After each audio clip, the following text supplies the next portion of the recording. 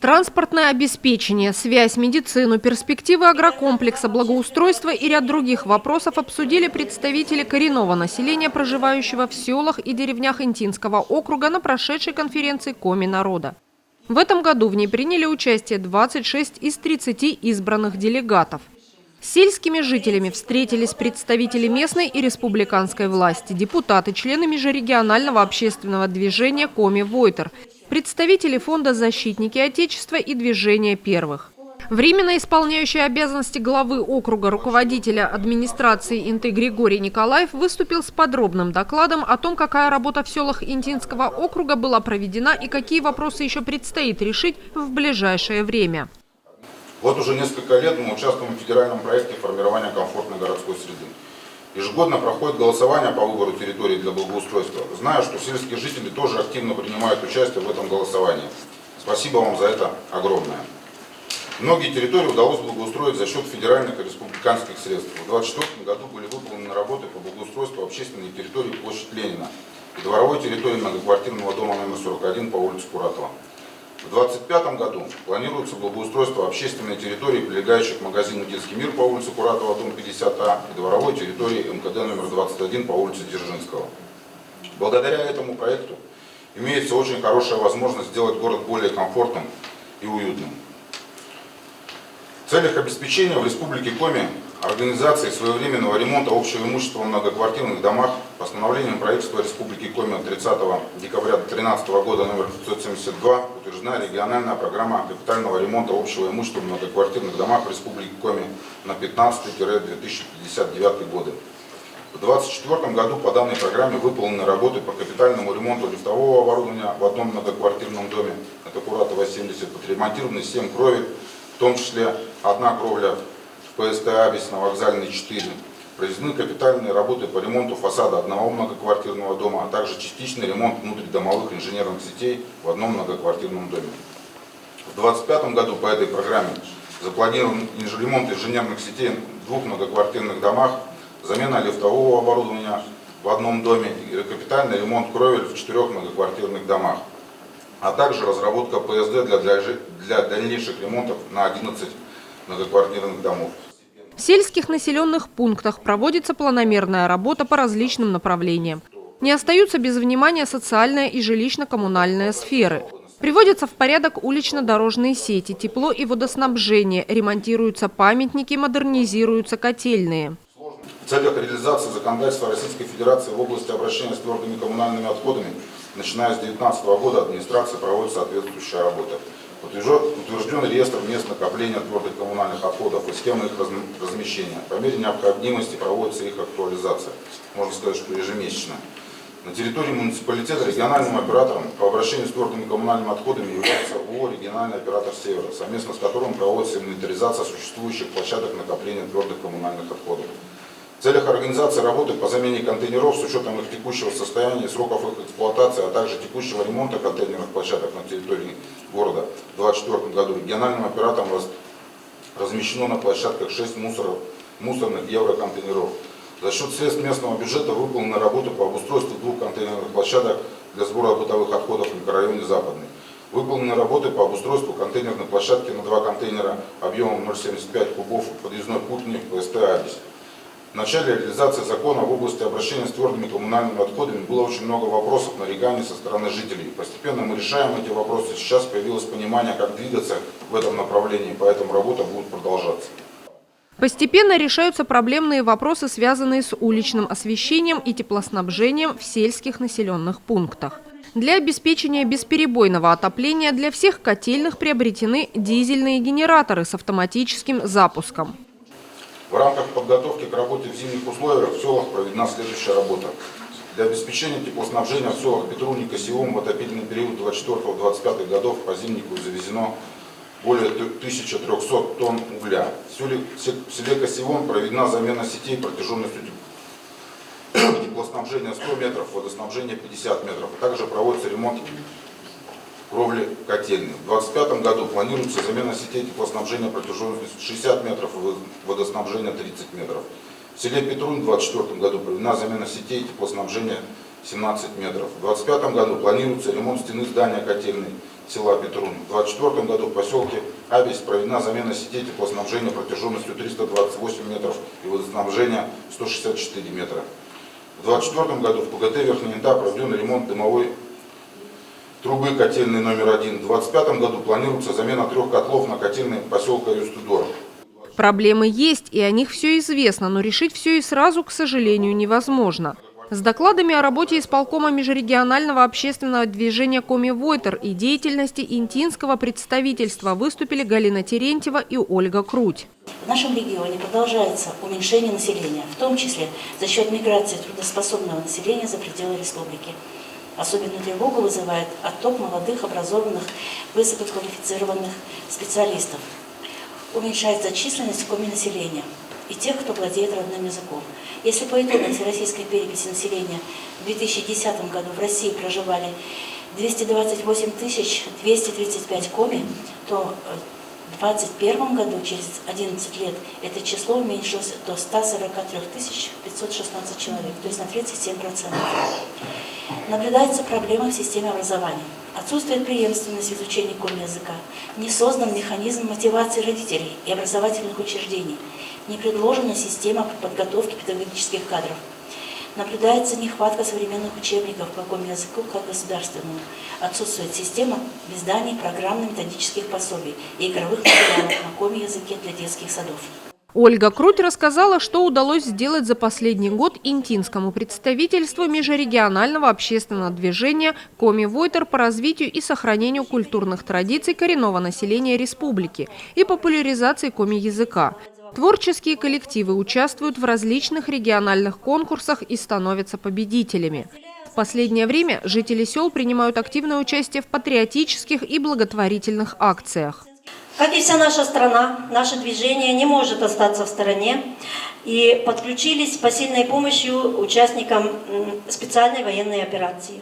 Организовали совместно с городскими и сельскими мастерами акцию «Оденем солдат теплое» по вязанию теплых вещей для мобилизованных солдат. Они навязали очень много теплых носков, варежек, приносили покупные вещи, участвовали в сборе денежных средств. Этим летом помогали плести маскировочные сети, изготавливали обереги, в посылки вкладывали письма поддержки солдатам от школьников. Летом приняли участие в благотворительной акции по изготовлению фигурок чебурашек, организатор, член представительства Наталья Канева, а также написали письма бойцам СВО. В акции участвовали школьники в сельских домах культуры села Петрунь, Альзвавом и другие детки. В селах гуманитарную помощь участникам СВО собирают всем народам, как говорится, и старый, и млад. Активно работают школы поселка Абись и села Петрунь. Делегат села Петрунь рассказала о проблемах и надеждах местных жителей. Сейчас в отдаленном населенном пункте проживает 350 человек, 70 из них дети. Здания школы и детского сада находятся в плачевном состоянии. Родители не могут дождаться капитального ремонта. Из-за болотистой местности весной часть домов и дворов затапливает. Портится имущество людей. Более 2 лет в селе нет медицинского работника. Один раз в 2-3 месяца приезжает специалист из НТ на неделю. Люди с такой периодичностью болеть не могут. На вертолетной площадке помещение для ожидания пассажирами вертолета не выдерживает никакой критики. Требуется ремонт или новое помещение. Население очень беспокоит функционирование зимней автомобильной дороги. В прошлом сезоне зимник практически не обслуживался. Рейсовую вахтовку приходилось то отменять, то она застревала на дороге, и людей приходилось вывозить на снегоходах самим жителям деревень. То она проезжала 100 километров с горем пополам за 8-10 часов. Этот вопрос надо взять на контроль соответствующим структурам в администрации муниципалитета. При решении вышеуказанных проблем будут создаваться более комфортные условия жизни на сельских территориях, преимущественно с коми-населением. Будут комфортные условия, будут и желающие жить на этих территориях и работать. От жителей села Адзивавома на коми-конференции выступил делегат Михаил Янзинов. Сейчас в селе проживает 45 человек, летом в 3 раза больше. Люди надеются, что в отдаленном населенном пункте появится хорошая сотовая связь, и зимняя автодорога будет обслуживаться на должном уровне, а также решится вопрос с постоянным медицинским работником. Жители села благодарны мобильному отряду врачей, осмотр и консультации. А флюорограмму сделать уже 2-й год не получается. Машина нам просто не доезжает. Вопрос требует решения, так как, учитывая стоимость билета на вертолет, а он у нас самый дорогой, только дорога обходится в 4 500 рублей. 5. Сельчане подняли вопрос о необходимости открытия в селе отделения почтовой связи, чтобы пользоваться почтовыми услугами в полной мере. Желающие на данную вакансию есть. 6. Предлагаем конференцию Коми народа проводить в сентябре до начала принятия бюджетов разных уровней, чтобы была возможность какие-то вопросы решать быстрее и до начала сезона раскрутиться. Еще раз скажу о том, что один вопрос в прошлой конференции решился. Нам удалось завлечь инспекторов ГИМСа, и 27 июля ими был проведен техосмотр 13 маломерных судов, за что им мы благодарны.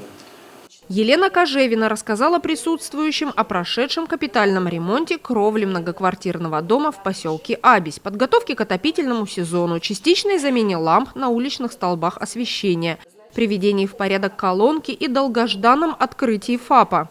Жители, приходя на прием, восхищаются просторным, светлым, теплым помещением. Но, к сожалению, к медицинскому учреждению пока нет комфортного доступа.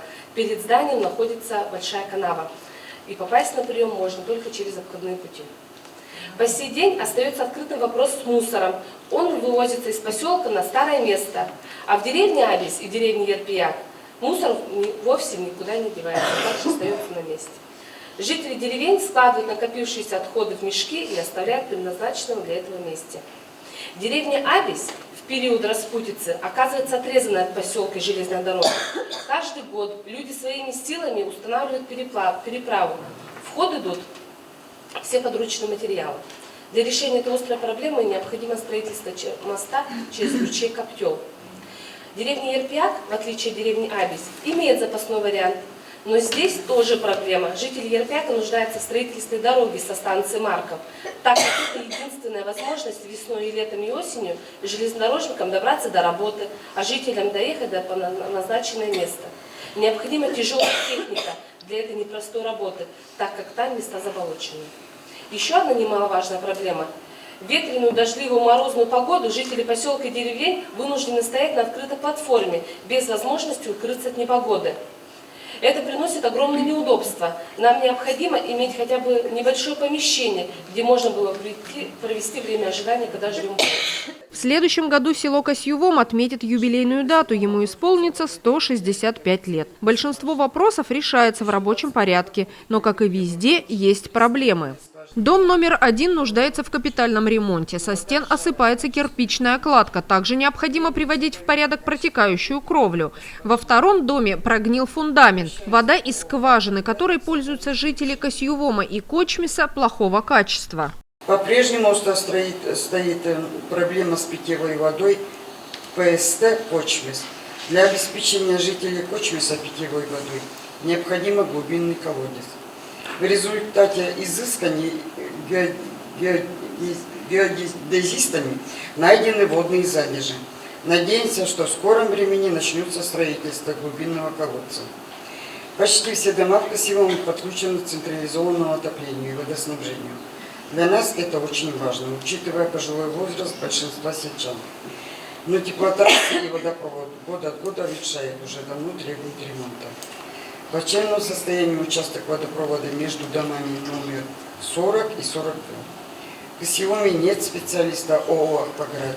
Село труднодоступно, не всегда есть возможность оперативно приехать из города для устранения аварии. Необходимо заменить 350 метров теплотрассы и водопровода. Осенью этого года заменили порядка 50 метров.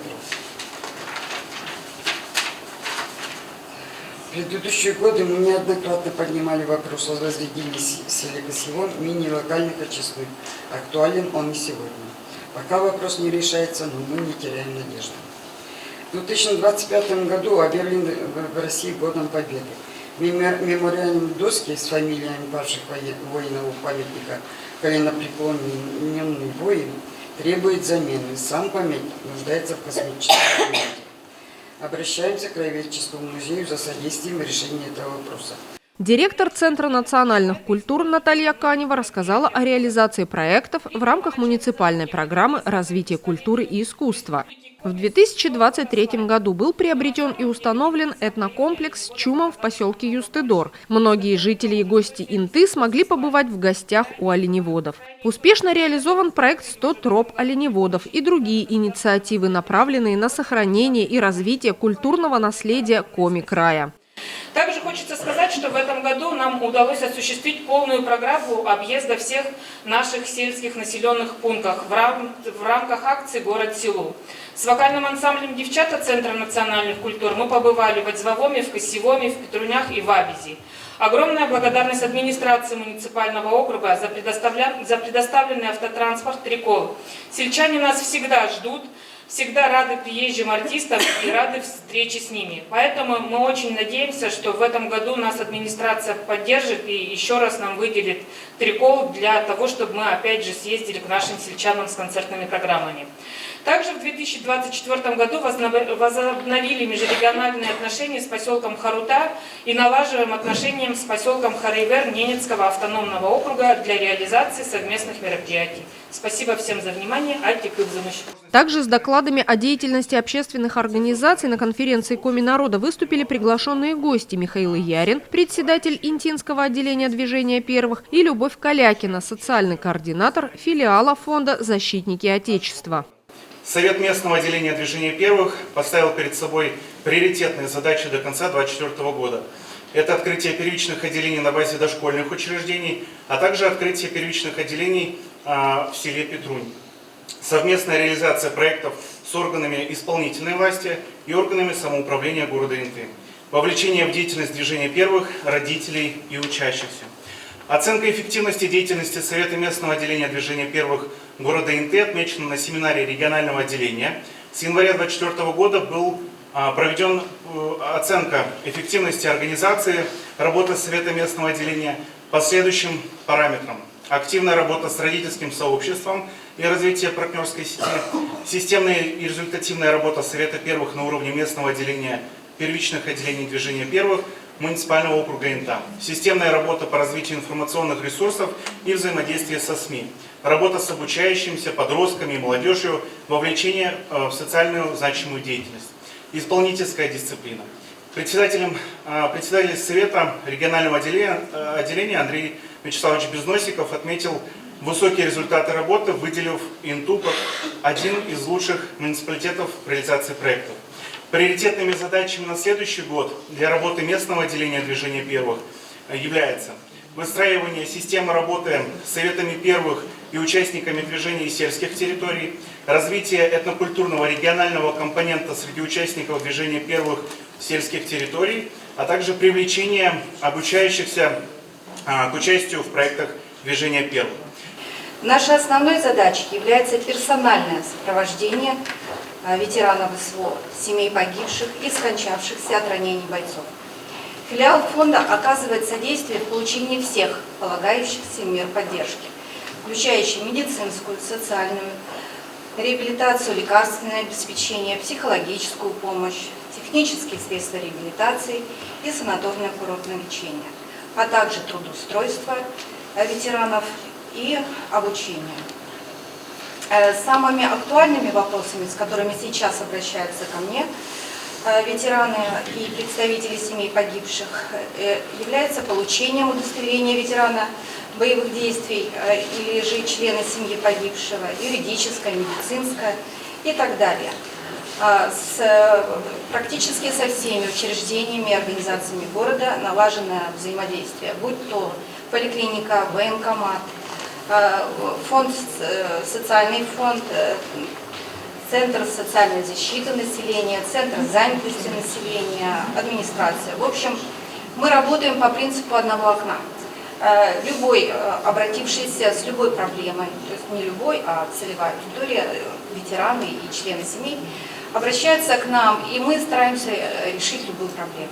Традиционно по итогам конференции составлен проект резолюции, в который вошли все высказанные делегатами критические замечания и предложения. Завершилось мероприятие торжественным награждением. Нескольким жителям Интинского округа были вручены благодарственные письма и подарки.